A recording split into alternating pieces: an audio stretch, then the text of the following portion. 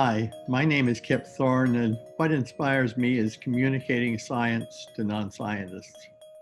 This is why I would like you to join me from the 18th to the 21st of January at CONGRESO FUTURO 2021.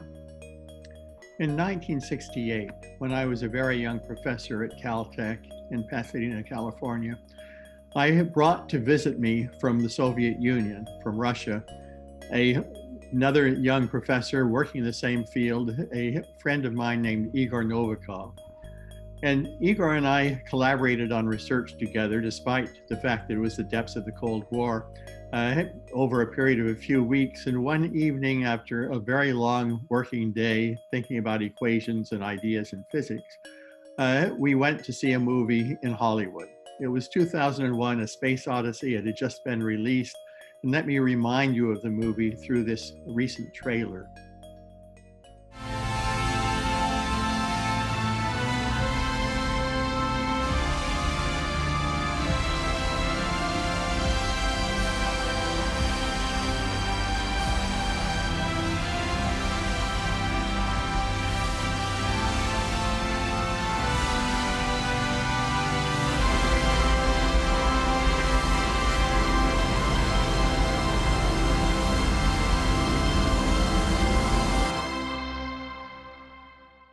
At the end of the movie, Igor and I walked out of the theater and were completely silent for about 10 minutes. We were both stunned by the science that was so inspiring, the science that was so impeccably done, and by the film itself, this superb film depicting science in a science fiction setting.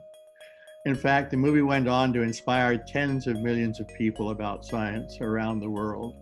And its great success was due in large measure to the fact that it was a collaboration between Stanley Kubrick, a great filmmaker, and Arthur C. Clarke, a physicist and a great writer who understood physics very deeply and embedded physics into this movie from the outset.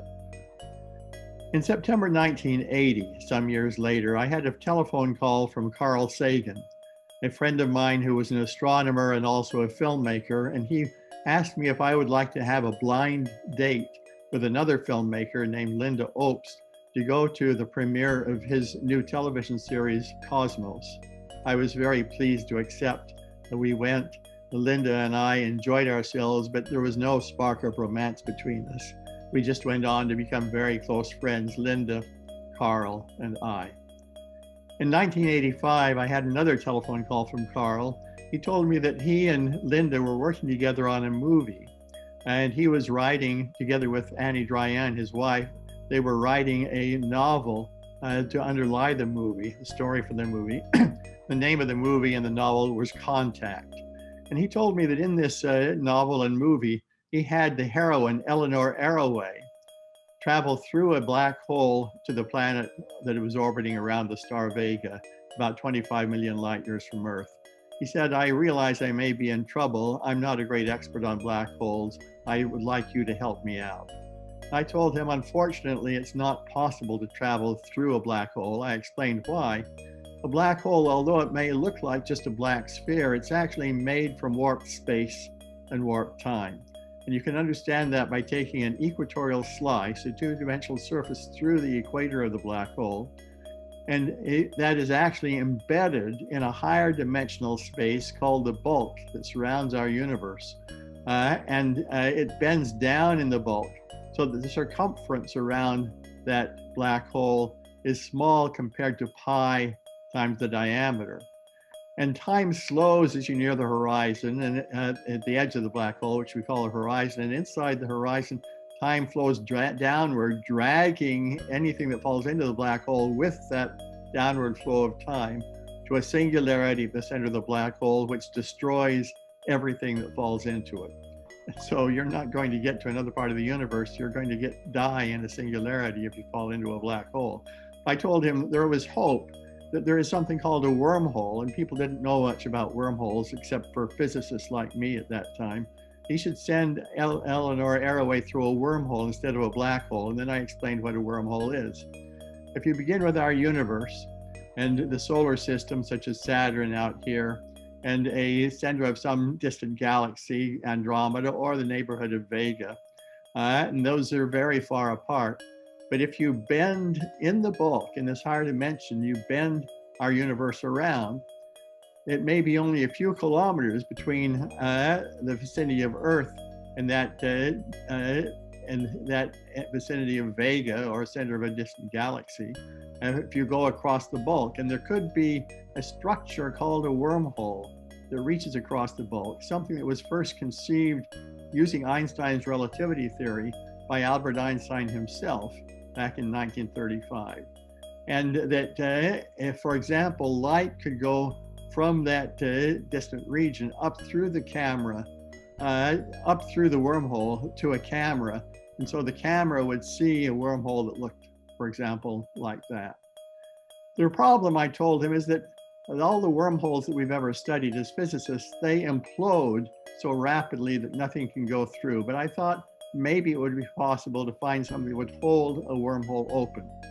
And so I began to ask the question, as a physicist, stimulated by Carl and the movie Contact, do the laws of physics permit a very advanced civilization to build wormholes and to hold them open instead of having them implode, hold them open so that you could do rapid interstellar travel through the wormhole like Carl wanted to do in his film. And in fact, very quickly it became clear that you can, if you have the right kind of stuff to put inside the wormhole, you can prevent it from imploding. And to understand this, I send a light beam into the wormhole. It goes through the wormhole, and it's originally converging. And then after it goes through the wormhole, it's diverging. So that means that the wormhole defocuses a light beam, which is just the opposite to what happens if a light beam, a giant light beam, were to go past the sun.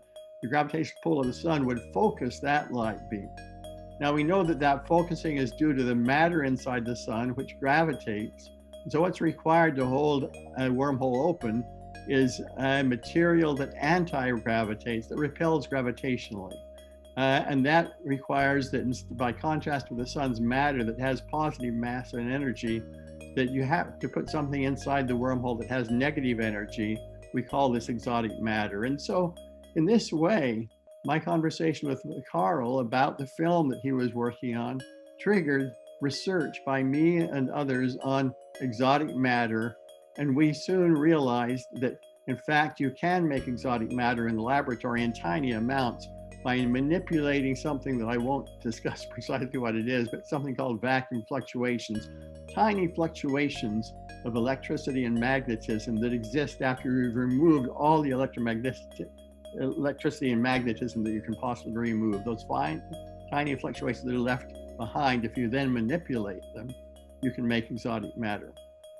Well, Contact also triggered then me and two of my students, Mike Morris and Ulvi Yurtsiever, to start thinking about time travel in a serious sort of a way, because I knew then that if I had a wormhole mouth and my wife Carol Lee had the other mouth, and if I send her out at high speed, near the speed of light in a rocket, and she turns around, comes back at near the speed of light, that relativity insists that she will age hardly at all while I have become an old man. And so looking out through space as she arrives back home, she sees me very old. But if we hold hands through the wormhole during the entire trip and we look at each other's watches, we see they tick at the same rate. So looking through the wormhole, she sees me as a young man.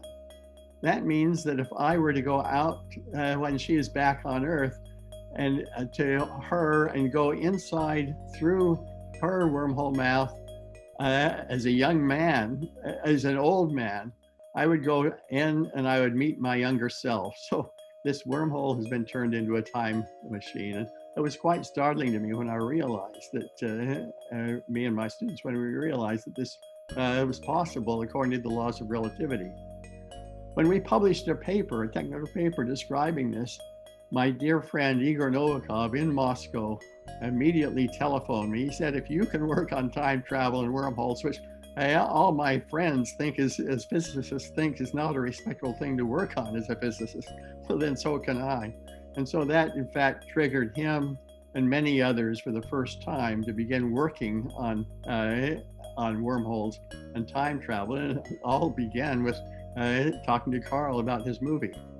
And what have we learned? Well, one thing we have learned is that at the moment that it is created, the moment that the wormhole becomes a time machine, it may self-destruct. Basically, the reason is that the same the kinds of vacuum fluctuations that may be holding the wormhole open, the moment it becomes a time machine, they can go circulating through the wormhole and back through space over and over and over again, piling up on themselves, creating a gigantic explosion. This was something that I figured out together with a postdoc of mine from Korea, Sung-Won Kim. But there was a question, is the explosion really strong enough to destroy the wormhole? And it became evident after long discussions between me and my dear friend Stephen Hawking that we don't know the answer. The answer is held tightly in the grip of a set of physical laws that we don't yet understand, called the laws of quantum gravity. But Stephen conjectured that time machines will always self-destruct when you try to activate them. He calls this his chronology protection conjecture, protecting the universe from having backward time travel, thereby protecting historians from having to deal with rewriting history. And all of it, again, was triggered by contact, by my discussions with Carl Sagan as a filmmaker, also incidentally an astronomer, about his movie Contact. October 2005, Carl sadly had died of cancer, and Linda Oakes was looking for a new collaborator. She telephoned me up and said, would you like to brainstorm with me for a movie? And so I said, yes, I would love to. And so we brainstormed together and conceived the ideas for a movie that would be called Interstellar, with Einstein's relativity laws, warped space and time, embedded into the very fabric of the movie right from the beginning, before it ever got into the hands of a screenwriter. In January 2007, Linda, who we had sold an option to make the movie to Paramount, and Paramount then later worked together with Warner Brothers on the movie. In January 2007, she and Paramount brought on board Jonathan, or Jonah as he's called, Nolan, a young man, to write the screenplay. He read many relevant science books that I fed to him. He brainstormed with me about the science, and he went through 3 drafts of the screenplay. And then Linda brought on board Christopher Nolan, Chris, to direct the movie, and his wife, Emma Thomas, to be the lead producer. Linda had been the creative producer who got the movie going as producer. And in my first meeting with Chris, I said, look, I would love for this movie to follow some guidelines, that nothing in the film will violate firmly established laws of physics or our firmly established knowledge of the universe, and that all speculations about poorly understood physical laws in the universe will arise from real science. Chris said, I eagerly embrace these guidelines so long as it does not get in the way of making a great movie, and it didn't. And so we really followed this in almost all respects. Chris then brainstormed with me through 3 more drafts of the screenplay. The final screenplay and the movie preserved Linda's and my science vision. They changed the story and the characters almost completely. So Interstellar is really the Nolan's movie and not ours. In May 2013, Chris phoned me and said, I'm going to send Paul Franklin over to talk with you about the movie. He will be the supervisor of visual effects for Interstellar. And so Paul came over, we talked. I was very impressed by him. I discovered that he had already won 1 Academy Award for the visual effects that he and his studio and his company called Double Negative had done for Christopher Nolan's movie Inception. And in fact, Paul would go on, he and his team, and me as part of his team, to win the Academy Award also for the visual effects in Interstellar. So I've now told you about some of the people that I worked with on Interstellar. I'm going to let them talk to you about me.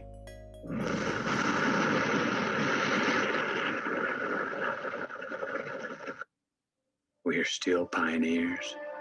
We've barely begun. Our greatest accomplishments cannot be behind us, because our destiny lies above us. The initial impetus for the project had been to say, why not examine real possibilities? Why not actually look at the real science there? Luckily, we had Kip, and Kip is the foremost authority on all things gravitational. The warping of space inside here scatters some of it back, light scattering off of the surface of the rippled ocean. Neither wormholes nor black holes have been depicted in any Hollywood movie in the way that they actually would appear. This is the first time the depiction began with Einstein's general relativity equations.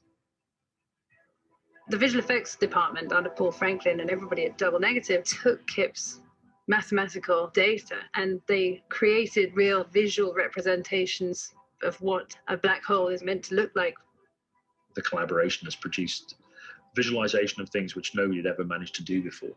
In the movie, Amelia Brand, played by Anne Hathaway, and Cooper, played by Matthew McConaughey, they travel through a wormhole. And this is an image of the wormhole that we created for this movie. No image of the wormhole had been shown in the movie Contact, so this was the first accurate image of a wormhole that had appeared in any movie. They traveled through that wormhole, and on the other side, they meet the black hole Gargantua. And this image of Gargantua became, after the movie was out, sort of the iconic image for black holes for a number of years thereafter. And why does it look like that? I mean, that doesn't look at all like you would have thought a black hole would look like. And the reason is that this black hole is surrounded by an accretion disk, a hot disk of gas, rather like Saturn's rings. And if you have a camera over here, just above the plane of that accretion disk, a light ray coming off the upper back face of the disk is pulled by the black hole's gravity up over and bent back down to the camera. So it looks to the camera like that upper back face is up here in the air above the black hole, which explains that piece of the image. And then a light ray coming from the bottom back face of the black hole to the camera looks to the camera like it is down below the black hole. That explains this part of the image. And then a light ray from the front of the disk, of the accretion disk, travels to the camera and creates this image of the crossbar. So a very simple explanation of how that image comes to be. In 2018, radio astronomers made an actual photograph of a giant black hole in the center of the galaxy M87. And they did this with a set of radio telescopes that were spaced all around the world, and all the data were put together and combined together so that it was as though you had a radio telescope the size of the entire Earth. And that then was used through a lot of work combining the images on a computer to produce this image of the black hole in the galaxy M87. And from the details of the image and knowing how far away that galaxy M87 is, they inferred that this black hole weighs 6 billion times more than the sun weighs. Now, why the difference? This is what Gargantua's black hole looks like. That's what M87 looks like. They're rather different. You see the shadow of the black hole itself in both cases, but you have this crossbar over here. Well, why the differences? Oliver James, my colleague at Double Negative, at DNEG, said, look, if you had the camera, it's just above the plane of the disk you're looking in, you see the front of the disk like that as a bar across in front of the black hole's shadow. And then you move the camera up so it's looking down on the black hole. This is what you get. You then fuzz out the image because the radio astronomers do not have very good angular resolution. And the image becomes very much like what the radio astronomers have seen. Now, we actually had a lot of trouble making the images for Interstellar because for a rather simple reason. if I have two different light rays coming to the camera, bringing me an image of what is at the base of the light rays when they intersect the disk, if they're coming in very close together so that they're carrying the image of adjacent pixels in the camera's picture, because the gravity of the black hole is so much stronger close to the black hole than farther away, they wind up coming back to very distant pieces of the black hole's disk. And so naturally, it's impossible to get a smooth image if these are carrying adjacent pixels, but they come from pieces of the disk that are so far apart. And so that was a problem that we had to face. And we therefore invented a whole new method of making images where we propagated the light through light beams instead of light rays. I won't go into the details. The details, which were worked out by Oliver James, the chief scientist at Double Negative, and I, and then the paintings of all of the accretion disk and everything else astrophysical were done by a team of artists that was led by Eugenie von Tunzelmann, and then Paul Franklin, who got the Academy Award on behalf of all of us, oversaw everything and organized it all. So we published the details then in a physics journal. And that method of making images is now being used by astrophysicists around the world to make much better images than they could before when they're dealing with black holes, and is being used in Hollywood nowadays when one has to make images again around black holes. And we actually used that to go in and learn some new physics about the gravitational lensing, the bending of light rays around black holes, and the kinds of images that you get. So what Oliver James and I did was we placed a very dense field of stars behind the black hole. And when we took our camera and moved it around the black hole in orbit and watched what happened to the images due to this bending of all the light rays, and it is really quite startling. This is something called an Einstein ring. Physicists knew about that. What we didn't really know is that inside this ring, you have pairs of stellar images created in pairs, and they destroy each other in pairs. Continual creation and destruction of pairs of images of a star. And similarly down here, there's another Einstein ring where that happens, another Einstein ring in here, another one in here, an infinite number of Einstein rings where pairs of images of stars are created and destroyed due to this bending of light rays. It's really quite startling, and that was one of the things that we announced to physicists in our publication. Now, in the movie, Cooper and Brand go down to Miller's planet, which is in orbit around the black hole. And Christopher Nolan, when he was working on the screenplay, said to me, I want it to be true that 1 hour on Miller's planet is equivalent to 7 years on Earth. So they go down, they're down there for a few hours and come back, and something like 21 years have been passed on Earth. And I said to him, well, that's crazy. That's not possible. We know that time slows near the horizon of a black hole, but any planet that is near enough to the black hole that there's that much slowing of time is going to fall right into the horizon immediately. There's no way it can be held out by its centrifugal forces. Chris, by then, knew me well. He said, you go in and do a real calculation and come back and tell me that's really how the calculation works out. So I went, I did the real calculation, and I found, to my surprise, that if Gargantua spins rapidly enough, it drags space around itself into a whirling motion, and that whirling motion is big enough that it adds additional centrifugal force to the planet to enable the planet to stay out and not fall into the black hole. And it was quite startling to me to discover that Chris had been right. It was possible after all. And then in the movie, the audience saw this in a very graphic way, where Cooper said to his daughter before he goes on this journey, he says, I may go near a black hole, and when I come, time for me will slow down. And so it may be that when I come back out from near the black hole, that you have grown up to be the same age as I am now, and I have aged hardly at all anymore. And in fact, that's what happens. Cooper goes down onto Miller's planet. They're there for about 3 hours, comes back and sees a video of his daughter who is now grown up to become a theoretical physicist trying to understand gravity, and is the same age as he was. And near the end of the movie, he goes down near the black hole again, comes back and meets his daughter. His daughter is now in her late 90s, a very emotional scene, and he is still very young. And it is just a graphic depiction that grips the audience of how time can be very different. It can be relative, much slower near a black hole than it is back here on Earth. Now, as we were working on the movie, Christopher Nolan said to me, he said, we bring Cooper and Brand out to Gargantua through a wormhole. I want to send them back by some other method.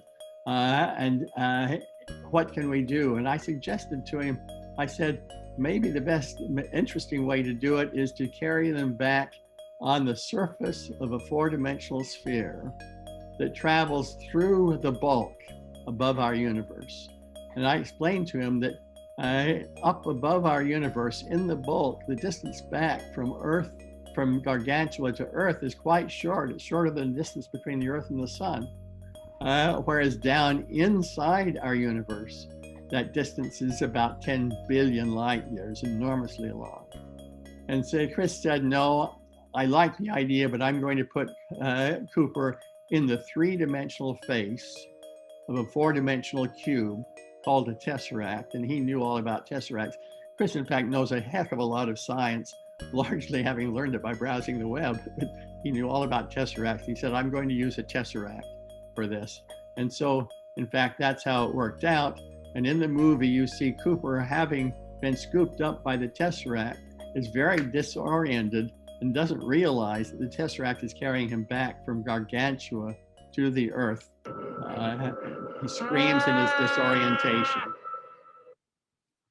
And then you move into the Interstellar's climax.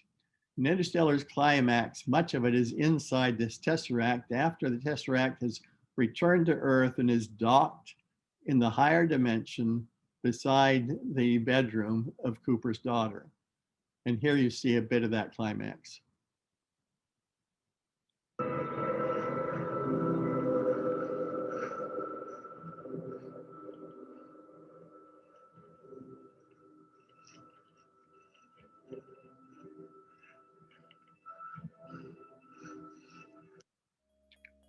The climax is actually very puzzling to most viewers of the movie. And in fact, that's what Christopher Nolan intended. He said to me early on when we were beginning to talk about the climax of the movie, he said that I have always been an admirer of Stanley Kubrick's movie 2001: A Space Odyssey, and particularly of the ending, which seems so mysterious until you really think about it. It's very mysterious. I mean, I want the climax of our movie to similarly seem very mysterious, be hard to understand. He said, I know you're going to write a book about the science in this movie. I'll invite you to explain the climax, the ending of the movie, in your book. So for those of you who have seen Interstellar and have had trouble understanding the end of the movie, just go buy my book and read it. It will explain the end. Now, the movie itself is tremendously inspiring to people about science, and that was what we intended. And then my book about the science of Interstellar can educate those of you who are actually interested in really understanding the science, can educate you about the science. Interstellar, in fact, has inspired tens of millions of people about science around the world. It has sold more than 100 million tickets. And it has been tremendously inspirational in the same way as Kubrick's 2001: A Space Odyssey was. Where to from here? Well, a year or two before my dear friend Stephen Hawking died, he and I and Linda Obst wrote the treatment for another science fiction movie that contains very different science from what is in Interstellar. And that movie is moving along. It might never get made, but there's a very good chance it will come out in the next few years. And if it does, I expect it will be as inspiring about science as were Interstellar and Contact and 2001: A Space Odyssey, and that it may act back and have an influence on science as well, in the same way as some of these movies have had a back action, big impact on scientific research. And I thank you.